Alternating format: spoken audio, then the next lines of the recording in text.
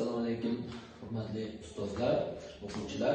Demak, bugungi darsimiz asoslar mavzusi, ya'ni bundan burun o'qishlarda o'tdik. Endi asoslar mavzusi bilan tanishib chiqamiz. Asoslar nima? Hop, metal atomi va metal atomi va gidroksil iondan tashkil topgan moddalar, demak, asoslar deb ataladi. Metal atomi va OH ioni bo'lishi kerak. Asoslar bir qancha guruhlarga bo'linadi. Ya'ni suvda eriydigan asoslar, suvda erimaydigan va amfoter asoslarga bo'linadi. Demak, 3 guruh mavjud. Endi asoslar haqida ozgina tushunchaga ega bo'lamiz. Hop, asoslar metal atomi bo'lishi kerak va OH, ya'ni gidroksil ioni bo'lishi shart. Gidroksil ioni bilib qo'ying, bir valentli bo'lish xususiyatiga ega bo'ladi, chunki bitta qo'l chiqaradi. Hop, misol uchun natriyni oladigan bo'lsak, birinchi guruhlardan natriy gidroksid. Hop, ikkinchi guruhdan oladigan bo'lsak, kalsiy. Kalsiy 2 valentli, bu 1 valentli. Nima qilamiz? Havuzga turib 2 qo'yib qo'yamiz. Ya'ni valentlik tushunchasida ayni bir element atomi boshqa bir element atomining muayyan sonini biriktirib olishi kerak. Ya'ni kalsiyning ikkiligi OH ioniga o'tadi, buning biri bakar o'tadi. Shuning hisobiga kalsiy gidroksid hosil bo'ladi. Uchinchi guruhdan oladigan bo'lsak, alyuminiy gidroksid. Alyuminiy gidroksid demak, alyuminiy 3 valentli, bu 1 valentli. Demak, alyuminiyning uchi bu tarafga o'tadi. Alyuminiy gidroksid paydo bo'ldi. Bor-yo'q metallarimiz bilamizki 3 ta guruh mavjud, ya'ni birinchi guruh, ikkinchi guruhda, uchinchi guruhda mavjud. Shuning uchun 1 valentli, 2 valentli va 3 valentli asoslarimiz mavjud ekan. Hop. Endi suvda eriydigan, erimaydigan amfoter asoslarida ajratib chiqadigan bo'lsak, testimizda juda ham ko'p tushadi. Suvda eriydiganlar, ya'ni birinchi, ikkinchi guruh metallar, ya'ni asosan qizil deydi metallar hisoblanadi. Bularga beriliydan tashqari qolgan barchasini kiritib yuboramiz. Beriliy va magniyni chiqarib yuboramiz, chunki ular amfoterdagi xususiyatiga ega bo'ladi. Hop, misol uchun natriy gidroksid. Suvda juda ham yaxshi eriydi, ya'ni erigandan deyarli bilmay qoladi. Litiy gidroksid. Hop, bariy gidroksid. Kalsiy gidroksid. Stronsiy gidroksid. Va hokazo. Ya'ni birinchi, ikkinchi guruh metallarni kiritib yuborsak bo'ladi suvda eriydigan. Hop, amfoterga nimalarni kiritamiz? Demak, suvda erish xususiyatiga ham ega, qizdirsangiz eriydi, qizdirmasangiz erimaydi. Shuning uchun bu amfoterlik xususiyatiga ega bo'ladi. Bularga nimalar kiritsa? Hozirgi aytganim beriyli gidroksidni misol qilib keltirishimiz mumkin bo'ladi. Rux gidroksidni misol keltirishimiz mumkin bo'ladi. Alyuminiy gidroksid misol bo'ladi bunga. Mana, hop. Nima? Xrom 3 gidroksid misol bo'ladi. Hop, hokazo. Amfoter gidroksidlarga misol bo'lishi mumkin. Suvda erimaydiganga qaysilarini kiritib yuboramiz? Suvda erimaydiganlar demak qolgan barchasi D va F metallarni kiritib yuborishimiz mumkin. Ya'ni amfoterlardan tashqari barchasini suvda erimaydiganlarga kiritib yuboramiz. Misol uchun temir 2 gidroksidni misol keltirishimiz mumkin bo'ladi. Hop, yoki bo'lmasam xrom 2 gidroksidni misol keltirishimiz mumkin bo'ladi. Yoki D, F'lardan olishimiz mumkin. Hop.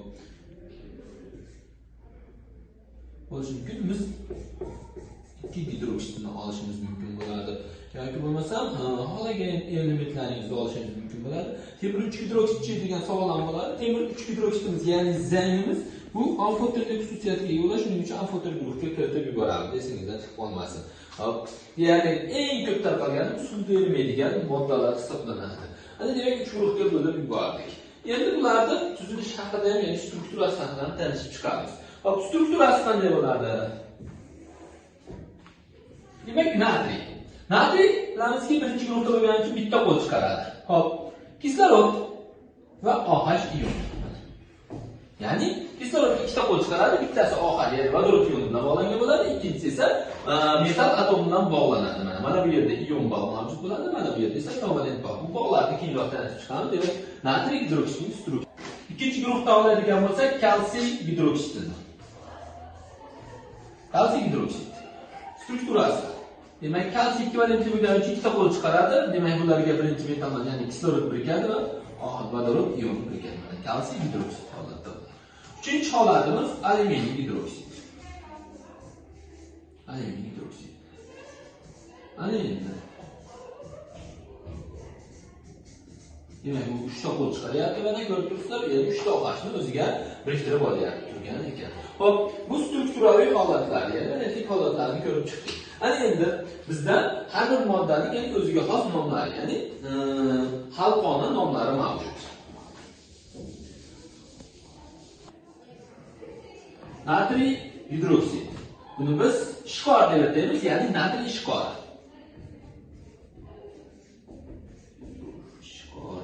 Demak, birinchi guruhdagi metallar asosan ishqorlar deb ataladi. Natriy ishqori, kal ishqori, ya'ni o'yimchanlik xususiyati bo'lganligi sababli, demak, ular ishqorlar nomini olgan. Ya'ni qo'lda yoki biror bir jismda o'yish xususiyati bo'lganligi uchun ishqor nomini olgan. Xo'p, yana bitta moddamiz bor, bu kalsiy gidroksid. Biz buni so'ndirilgan ohak deb ataymiz.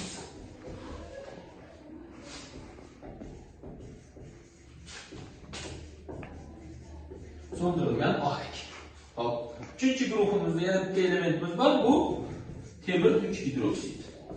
Temir 3 gidroksidimiz zang, ya'ni temir zanglashni hamma ko'rgan, bu zangning formulasi hisoblanadi. Ana, demak, bir qancha moddalarimiz xalqona, ya'ni xalq orasidagi moddalarimiz ham mavjud ekan asoslarning ichida. Endi bularning olinishi haqida ham to'xtalib o'tamiz. Olinishi barchasi demak metal atomiga suv ta'sir ettirishingiz natijasida kelib chiqadi aksariyat holatlarda. Misol uchun, metal atomiga suv ta'sir ettiramiz. Birinchi guruh metal atomiga suv ta'sir ettiramiz. Hop, mana bu yerga olinishi deb yozaman. Birinchisi. Natriyga suv ta'sir ettirsam, natriy gidroksid plus vodorod. Hop. Men ko'pincha shunday ta'rif beraman. Har qanday metalga suv ta'sir ettirsam, shu metalning gidroksidi va vodorod ajralib chiqib ketadi. Har qanday metalga suv ta'sir ettirsam, shu metalning gidroksidi va vodorod ajralib chiqib ketadi. Endi buni tenglashni ko'ramiz. Elektron balansni bilmaymiz hali. Demak, tenglash uchun mana bu yerga qaraymiz. Agar 90, ya'ni bir raqam bo'lsa, bir qo'yilmaydi. Mana ko'rib turibsizlar, 90 bo'lsa, bilib qo'ying, oldiga juftlash kerak. Ya'ni 2 raqamni qo'yishimiz kerak bo'ladi. Mana 91 bo'lganligi uchun 2 raqamni qo'ydim. Natriy endi 2 ta bo'ldi. Bu yerga ham 2 qo'yaman. Kislorod bu yerda 2 ta bo'ldi. Demak, mana bu yerga ham 2 ta qo'yaman. Vodorod endi o'z-o'zidan 4 ta bo'ldi. Demak, 2 ta vodorod mana bu yerda, 2 ta vodorod bu yerda. Demak, jami 4 ta bo'ldi. Mana reaksiyamiz teng bo'ldi. Hop, ikkinchi guruhdan olib ko'raman, kalsiy. Kalsiyga ham, ya'ni har qanday metalga suv ta'sir ettirsam, shu metalning asosi paydo bo'ladi, plus vodorod ajralib chiqib ketadi. Mana bu yerda 2 raqamni juft son bo'lgani uchun oldiga tenglamayman. Ya'ni o'zi juft son bo'lsa, tenglashingiz hojati yo'q. Mana teng, 2 raqam bor. Kalsiy nechta bu yerda? 2 ta. Hop, kislorod nechta? 2 ta. Bitta edi, demak mana bu yerga 2 raqamni qo'yib qo'ysam bo'ldi. Vodorod 4 ta, bu tarafga ham vodorod 4 ta. Mana reaksiyamiz teng bo'ldi. Hop, uchinchi guruhdan olib ko'raman. Alyuminiyga suv ta'sir ettiraman. Natijada alyuminiy gidroksid va vodorod ajralib chiqib ketadi. Hop, bu yerda 90, 3 raqamni 90 bo'lganligi sababli mana bu yerga 2 ni qo'yaman. Tenglashtirish boshladik. Alyuminiy nechta bo'ldi? 2 ta bo'ldi. Demak, bu yerga alyuminiyga 2 raqamni qo'yaman. Hop, 2 3, 2 kere 3 demak 6. Demak, kislorod 6 ta, 6 raqamni qo'yaman. Vodorod 12 ta bo'ldi bu yerda. Bu yerda 6 ta bo'lsa, mana bu yerga 3 qo'yib qo'ysam, reaksiya teng. Mana. Jami 12 ta vodorod bu tarafda, 12 ta vodorod teng bo'ldi. Bu birinchi olinish reaksiyalari bo'lsa, demak ikkinchi olinish reaksiyalarimiz bor. Demak, metal oksidlardan ham olishimiz mumkin. Misol uchun, natriy oksidi. Natriy oksidiga suv ta'sir ettiradigan bo'lsak, shu metalning asosi hosil bo'ladi. Ya'ni har qanday metalga suv ta'sir ettirsak, shu metalning asosi hosil bo'ladi. Hop, mana ko'rib turibsizlarki, 90 bo'lgancha oldiga 2 raqamni qo'ydim. Natijada natriy gidroksid paydo bo'ldi.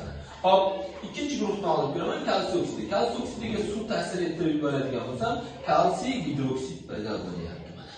Hop, demak, juft son bo'lgan uchun tegmay qo'yaman. Kislorod 2 ta, vodorod 2 ta teng.